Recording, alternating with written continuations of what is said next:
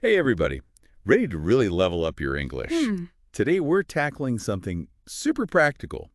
Um, 15 phrases Yeah. that native speakers use constantly Yeah. and, the kind that can really make you sound like you're, in the know. Sure, for sure. So we're going to be referencing a blog post by a teacher named Sam for this, Okay. who says these phrases are like the secret sauce to sounding really fluent, Interesting. especially for those of you who are already, at an advanced level. Mm-hmm. And Sam gives us an example sentence for each of these phrases. Mm-hmm. So we'll be kind of using those as a jumping off point. Oh, nice. But we also want to go deeper, like why are these phrases so effective? Mm-hmm. And what do they tell us about English speaking culture? So without further ado, let's dive right in. The first one on Sam's list is hit the nail on the head. I like that one. I hear it all the time, Yeah. but I've never really stopped to think about what makes it so powerful. Well, I mean, on the surface, it just means to be exactly right about something. Right. But yeah, there's a deeper layer to it for sure. Totally. So Sam's example is this. Sarah says, I think the reason why people struggle with English is that they focus too much on grammar and not enough on speaking. Interesting. And then John replies, you hit the nail on the head. Yeah. That's exactly the problem. Oh, I see. So it's not just about, stating a fact. It's about recognizing that key insight Right. or that, perfectly summarizing a complex issue. Oh, that's interesting. And, in a lot of English-speaking cultures, Hmm. that kind of like sharp analysis is super valued. Yeah. Like, people who can cut to the chase and Yeah. really identify the core of the matter. So using this phrase like skillfully Yeah. could actually like boost your credibility. Well, absolutely. It shows that you can, grasp these complex ideas, Mhm. articulate them clearly, Yeah. which is impressive in any language, really. I love that. All right, next up we have a blessing in disguise. I have a feeling a lot of us have stories about this one. Oh, no, right? Like those times when something bad happened, Yeah. but it actually turned out to be a good thing in the end. Oh, for sure. For sure. So Sam's example is about someone losing their job, Mm-hmm. which at first, is devastating, obviously. Of course. But then they end up starting their own successful business. Wow. Yeah. So it's about finding that, what is it called? That silver lining, Yeah. that opportunity Yeah, that hidden opportunity. within a challenge. Totally. But do you think just saying a blessing in disguise can actually like shift someone's perspective? You know what? I think it can. Hmm. It's a way to like reframe that negative experience Yeah. and focus on the potential for growth. That's really cool. And it also signals resilience and optimism, Yeah. which are, good qualities For sure. no matter where you are. Okay, let's move on to a phrase that I think is like essential for those awkward social situations. Okay, what's that? Break the ice. Oh, break the ice. Yeah, I am always so awkward when I'm meeting new people. I hear that. So I'm really curious to hear what you have to say about this one. Well, it's all about easing those initial tensions. Right.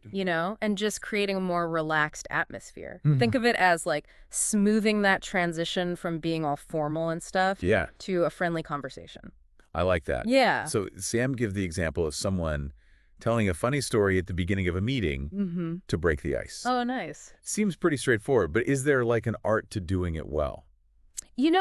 The key is to be relatable and avoid anything that's like too controversial Yeah. or too personal, right? Right. It could be a simple question, a humorous observation, Right. maybe even a compliment can work. Oh, interesting. The goal is just to find that common ground Yeah. and spark a connection, really. Okay, so it's less about like dazzling people with your wit Yeah. and more about just creating that sense of Yeah, comfort, connection. putting everyone at ease. All right, I like it. Next up, we have burn the midnight oil. Oh, yeah, that one. And I'm sure this resonates with anyone who's ever been on a tight deadline. Oh, for sure. So Sam's example is pretty simple. I had to burn the midnight oil to finish my project before the deadline. Yeah, classic. But I think it means more than just working late, right? Oh, yeah, definitely. It suggests like a certain level of dedication and like a willingness to go the extra mile. Totally. Like you're really committed. Yeah, it implies, a strong work ethic Yeah. and a commitment to achieving those goals. I like that. But would you be careful about using this one in a professional context? Oh, yeah, I would actually. Right. It could give the impression that you're not so good at time management. Oh, that's a good point. Like you're always Yeah. scrambling. Yeah. So I'd use it with caution. Yeah, it's all about reading the room, right? Oh, Okay, so maybe sometimes a simple, I worked late is better. exactly. Okay, our next phrase is one that I think takes a bit of courage. Bite the bullet. Ooh. And Sam's example for this one is about someone who hates public speaking, but has yeah. to give a presentation. Okay. So, it's about confronting that unpleasant task, Mm. even though you don't want to.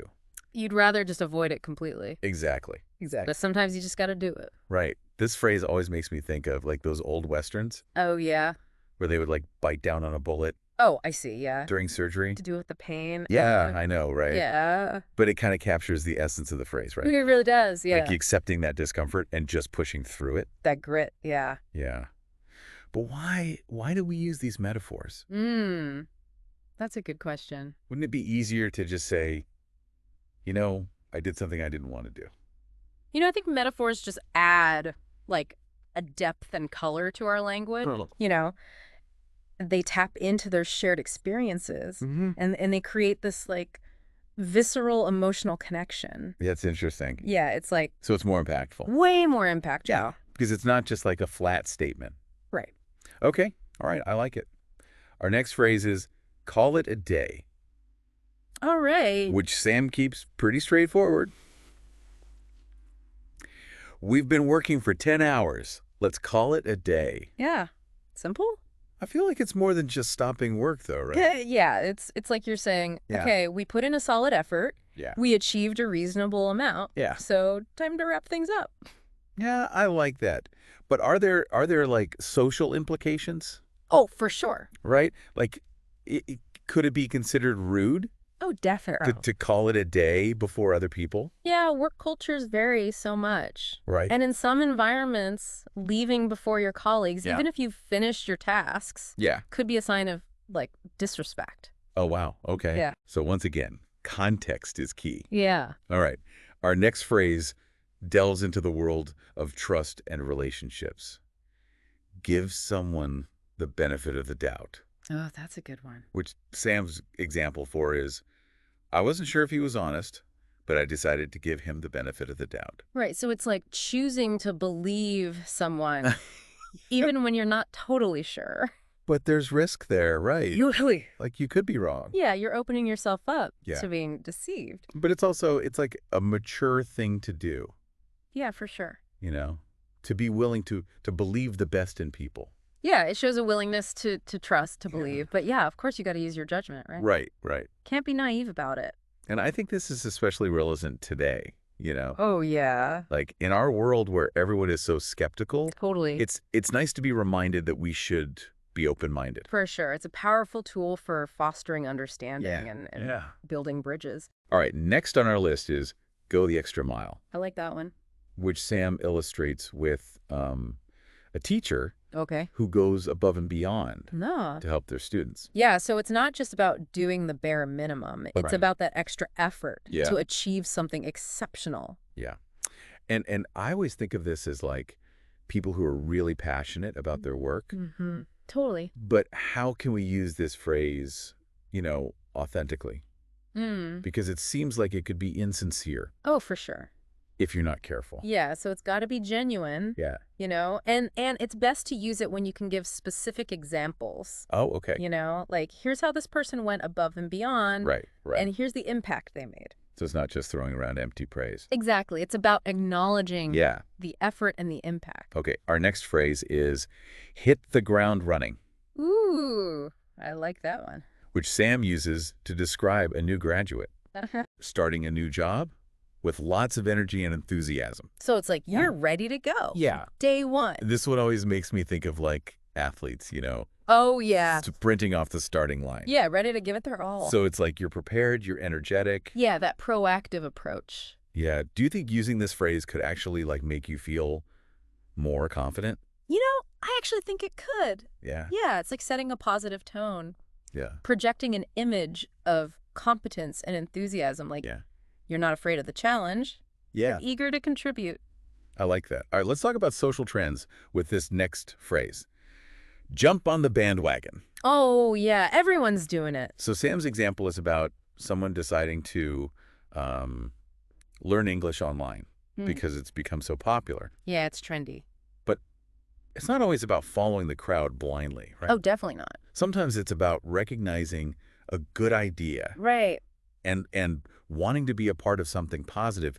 For sure. But the key is to be discerning, right? Yeah, absolutely. Don't just follow trends for the sake of it. Right, so it's not necessarily a negative phrase. No, not at all. But it does sort of highlight that social pressure. Oh, for sure. The human tendency to conform. Oh, for sure. The human tendency to conform. No. Okay, let's have some fun with this next one. All right.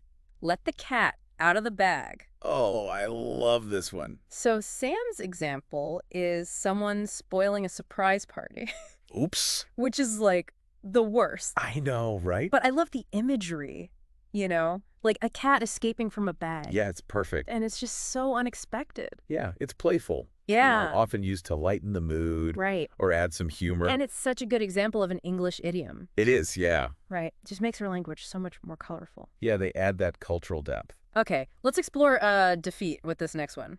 Throw in the towel. Okay. Which Sam uses in the context of someone who's like really struggling with English, but refusing to give up. Oh, so it's a powerful image, right? Like, Yeah. you're exhausted. Yeah, you've reached your limit. But it's not always about failure. It's not at all. Sometimes it's about knowing when to move on. Right. Or reevaluate your approach. So it can be a sign of self-awareness. Absolutely. Okay, and now for something a little more lighthearted. Right. Pull someone's leg. Oh, yeah. I love a good prank. So Sam's example is someone pretending to be serious, but then they reveal they were just joking. Oh, classic. This one is so tricky for language learners, right? Oh, totally. If you take it literally, it sounds so strange. I know. But that's the thing about idioms. Yeah. They're rooted in, like, history and culture, and they're hard to understand if you don't know the background. So it's not just about memorizing the definition. Right.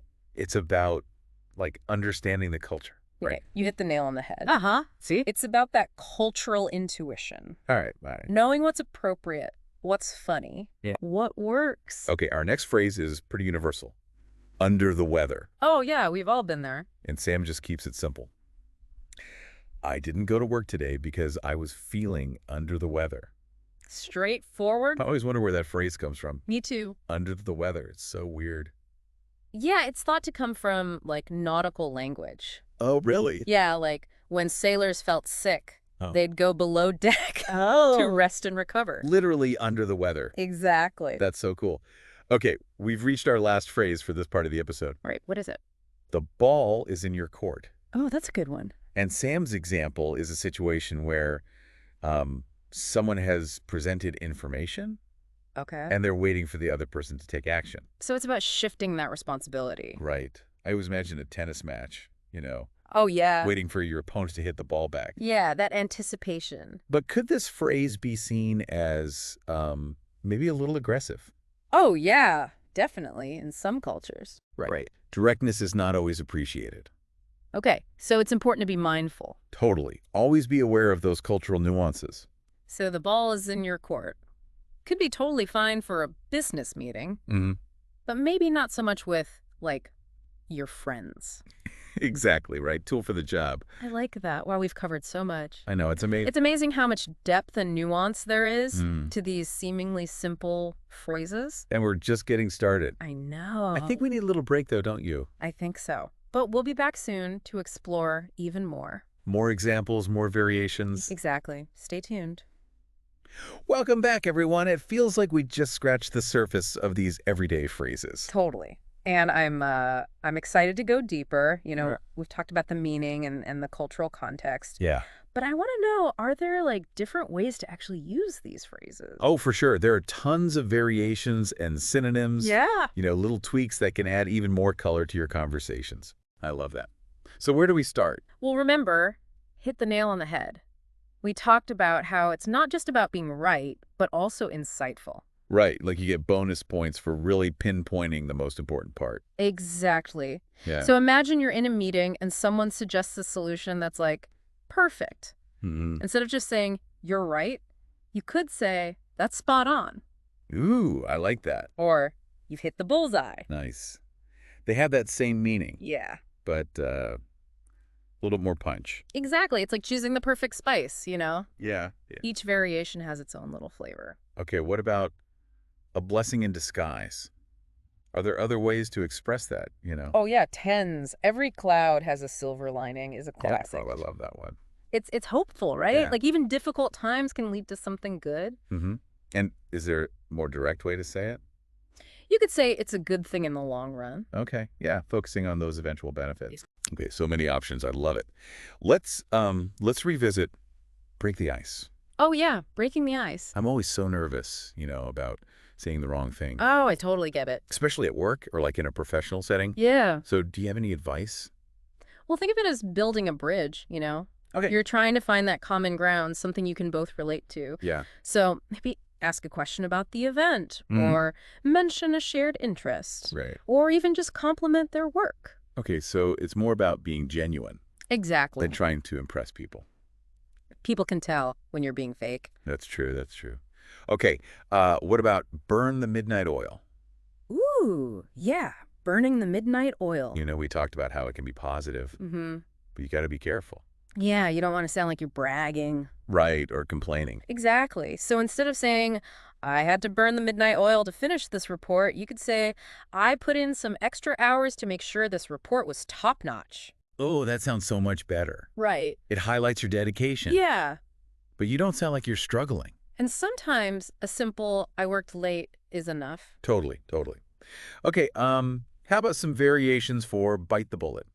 Ooh, let's see. Take the plunge is a good one. Oh, I like that. It suggests that boldness, Uh, that like diving in head first. and if you want to emphasize like the endurance part. You could say grin and bear it. Ooh, yeah, like just accepting it. Exactly, with a positive attitude. Okay, and call it a day. Yeah. I know it's usually pretty simple, Mm-hmm. but we talked about, being aware of the cultural differences. Oh, yeah, for sure. So any advice there? It's really about observing Mhm. and adapting to the norms. Right. So if you're not sure, it's always best to err on the side of caution.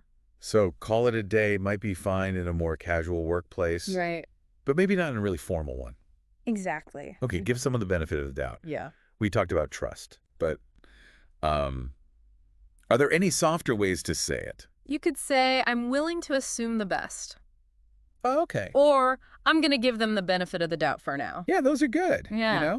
Because you're not being naive, but you're being open-minded. Right, and always trust your instincts. Yeah. If something feels off, Right. you can always question it. Okay, what about go the extra mile? We talked about being genuine. Yeah, be specific. Right, so instead of just saying, you went the extra mile, Yeah, give an example. exactly. You could say something like, I really appreciate you staying late to help me finish that project. It made a huge difference. Perfect, perfect. Okay, what are some good synonyms for hit the ground running? Oh, let's see. Start off with a bang is a good one. Oh, yeah? Emphasizes that strong beginning. Yeah. Or you could say, get off to a flying start. I like those. They really paint a picture of Yeah. someone who's like ready to go. Okay. And how can we say jump on the bandwagon Yeah. without sounding, like we're just following the crowd? You could say something like, I was intrigued by this trend, so I decided to check it out. Oh, that sounds so much more thoughtful. Right. Like you're making a conscious choice. Exactly. Okay. And any variations for let the cat out of the bag Yeah. that, really emphasize that accidental reveal. Oh, you could say, I accidentally spilled the beans. Oh, yeah, that's a good one. Or I slipped up and revealed the surprise. Nice. They have that same energy. They do, yeah. Okay. And we talked about being sensitive with throw in the towel. Mm-hmm. So what are some better ways to say it? Instead of telling someone to throw in the towel, you could say, it's okay to take a break. Right, like acknowledging their struggle. Yeah. Or you could say, it's understandable that you're feeling overwhelmed. Much more supportive. Yeah, sometimes people just need a little encouragement. Absolutely. Always pull someone's leg. It's all about being playful. Right. Totally. Make sure they know you're joking. So how can you make that clear? Your tone of voice can help a lot. Okay. A smile, a wink. Right, right. You could also say something like, just kidding. Oh, yeah. Or, I'm just messing with you. Okay, good tips. And under the weather, are there other ways to express that? You could say, I'm feeling a bit off. Okay. Or, I've come down with something. Those are good, especially if you don't want to get into the details. Exactly. And if you do want to be more specific. You can always say something like, I have a headache, Yeah. or I have a sore throat. Perfect. And last but not least, the ball is in your court. Yes. Passing the baton. I know we talk about how it can sound a bit direct, Yeah. so how can we soften it a bit? Instead of saying the ball is in your court, you could say, I've shared my thoughts, and now I'd like to hear your perspective. Oh, I like that. It invites dialogue Yeah. without that pressure. And sometimes a simple, what are your thoughts, is enough. Absolutely. Simple and effective. Wow, so many great variations. I feel like I have a whole new vocabulary. I know, it's exciting, right? But how do we actually use these phrases, you Yeah. know? Like, in real life, Yeah, that's the real challenge. it's one thing to understand them, Right. but how do we actually use them naturally? That's what we're going to talk about next. Okay, stay tuned, everyone. We'll be back to tackle that very question. It's one thing to understand them, but how do we actually use them naturally? That's the million-dollar question, right? Bridging that gap Yeah. between knowledge and actually using it. So, Yeah. so what's the secret? How do we go from, like passively understanding these phrases to actually using them confidently? Well, the first step is awareness. Just start noticing how native speakers use these phrases. Pay attention when you're watching movies, listening to podcasts, even reading emails, You'll be surprised how often they pop up. It's like training your ear Yep. to recognize those patterns. Exactly. Right. And then the key is practice, of course. But practice can be scary, Oh, right? yeah. What if I make a mistake? What if someone doesn't understand me? Everyone makes mistakes, even native speakers, right? Right. So the important thing is to just embrace those moments as opportunities to learn. Okay. If someone looks confused, Yeah. just clarify, rephrase. They'll appreciate your effort. I like that. It takes the pressure off. Yeah. It's not about being perfect. No, It's about, trying and learning. exactly. And you know what? Humor can be a great tool too. Oh. Like, if you're trying out a new phrase and you're not totally sure if you're using it right, just acknowledge it. You're like, okay, I'm trying out a new expression here. Bear with me. I love that. It just makes it more lighthearted. Yeah, exactly. So remember that blog post by Teacher Sam that we've been talking about? Yeah. He challenged his readers to pick their favorite phrase and try it out in a real conversation. Oh, that's a good challenge. Yeah. Okay, I'm in. Which one are you going to hit the ground running with? Ooh, good question. I think I'm going to go with break the ice. Oh, nice. Yeah. I need to work on that one. It's a good one. Yeah. And as you start using these phrases, pay attention to how they make you feel. Do you feel more confident, more expressive, more connected to the people you're talking to? Because ultimately, that's what it's all about, right? Like finding your voice, expressing yourself, Yeah. really owning your English. Beautifully said. And, preparing for this deep dive actually made me realize something. Yeah. Even as native speakers, we can always learn new ways to use our language, That's so true. to be more creative, more playful. Yeah, It's a journey, right? Lifelong learning. it really is. So to wrap things up, I want to leave our listeners with a thought-provoking question. What other everyday phrases Ooh, have you come across that you'd like to master? Yeah, what little gems are out there? Keep that curiosity alive, keep exploring, and keep diving deep into this amazing world of English. Happy learning, everyone.